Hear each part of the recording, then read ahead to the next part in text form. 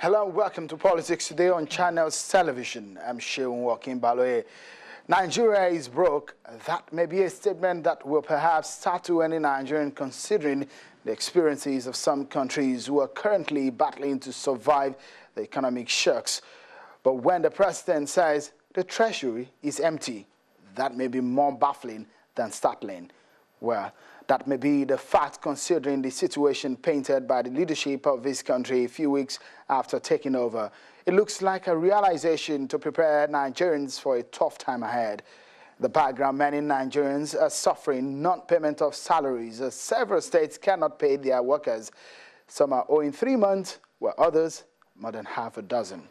Sad tale, which requires urgent decisions of the leadership of these states. But when the federal government released about, say, more than 400 billion naira, it was good news for some people. But where and how the funds came about became a subject of scrutiny and that of debate.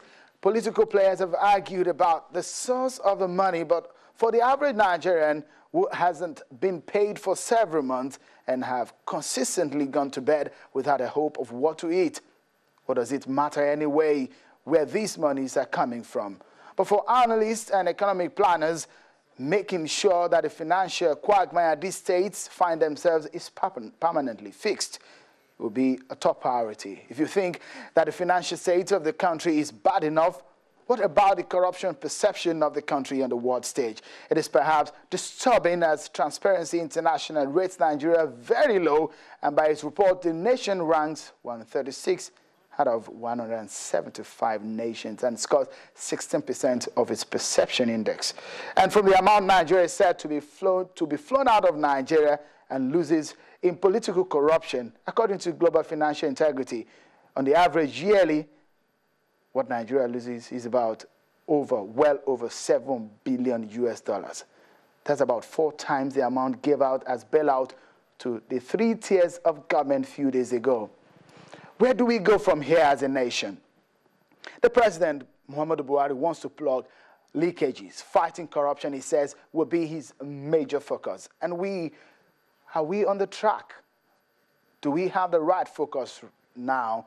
The president and his vice have announced a pay cut in their own salaries. Is this an enough example for officials in the face of the high costs of running government in Nigeria? Well, my guest tonight, I guess, will put the right perspectives to this issue. And considering their status, I guess they're probably the best for now. Well, tonight, to help give a sense to the issues, I have in the studio with me a financial expert, Mr. Bismarck Rewane. He's the CEO of Financial Derivatives. Thank you so much for joining us tonight. Thank you, Sheun. And from Abuja studio is the chairman of the National Human Rights Commission, Professor Chidi Odinkalu. Thank you, Prof, for being a part of the program tonight. Thank you for having me and evening. Well, let's start. Let me start with you, Mr. Rewane. First and foremost, the issue of bailout has been a subject of debate. What exactly is a bailout? Wikipedia definition of a bailout means an intervention to provide financial support to a country which faces serious financial difficulty or bankruptcy. In other words, it may also be used to allow a financial entity to fail gracefully without spreading contagion. So you must be in financial distress for you to qualify for a bailout. So the question of what's the bailout? Bailout is the support you give to an entity which is in financial distress or likely to be in financial distress and spread it amongst others. So in this case, the federal government, financial turbulence is like aviation turbulence. The federal country, both states and federal, ran into financial turbulence because of 2 things. 1, a drop in their revenue, and 2, financial irresponsibility and recklessness. So what happened? Just like when you face aviation turbulence, an oxygen mask comes down. The first thing to do is to support yourself before you support your child, right? So the federal government had to support itself, cut off some of the leakages, bring in some money and all that before providing support to other entities. There has been a lot of misunderstanding of the word bailout and a lot of misunderstanding of how federal revenues and state revenues are shared. The fact that the LNG dividend, 2 components. One is a dividend, the other one is a tax. The taxes are those that are due and are payable into the Federation Consolidated Revenue Account. The dividends are revenues that come in as a result of appropriation. So both were paid in. They are not part of the savings. They are not savings. They are monies that are due, that are coming in at this point. So nobody can claim that it was savings left by anybody. The truth is that it is monies that have not been appropriated, have now been appropriated. So the federal government, in its wisdom, said, okay, let us pass part of this on to the states. First of all, close the leakages. Secondly, pay it to them. And at the same month, you shared 401 or so billion of the FAC, and then you got this other 400 plus. The second part of it was central bank intervention fund to support states who were technically bankrupt and insolvent. Then thirdly, there were the states that went to banks to borrow money that were in failure, and so those banks were being asked to restructure those debts with support and lower interest rates. So when you take a state, and the state has been financially responsible, at least 9 of those states borrowed money from the public sector, from the bonds. So not only, first and foremost, they finished their revenues. Secondly, they depleted their savings, which was the excess crude account. Thirdly, they borrowed, and then they became insolvent. So the basket cases. So it seems that the stages that you have mentioned, before you become insolvent as a state, for example, you must have reliance on loans, on your First of all, revenue. You finish your savings. You finish your savings. You borrow. You borrow. You probably cannot even borrow any longer. Oh, yeah. So financial recklessness, you see, before financial failure, there would have been a governance failure. So there must have been abuse of the governance process. And this happened across most of the states in the country. Is it a legal sin, so to put it?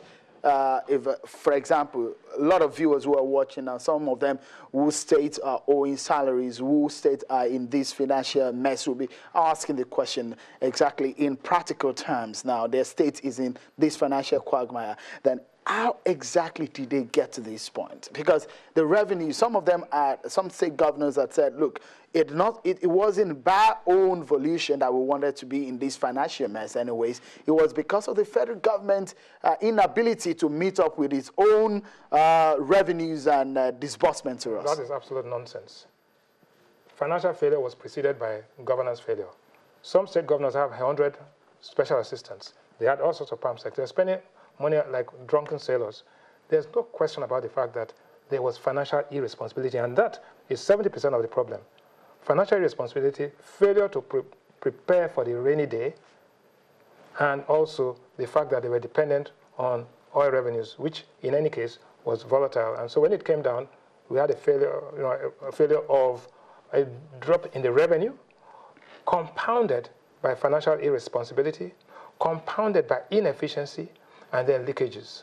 Mr. Rewane, give us, because I remember vividly during the Obasanjo administration, preparing for the rainy day seems to be a mantra that brought about the issue of the sovereign wealth fund, that brought about the excess crude account. Yes. And these are accounts that are put in place that, look, to block the shocks, the waves that come after this kind of situation that we find ourselves. So how did it get so bad that these states cannot pay 1 month, 2 months, 3 months of salaries? It got so bad. Let me give you an example. A perfect example would be an oil-producing state.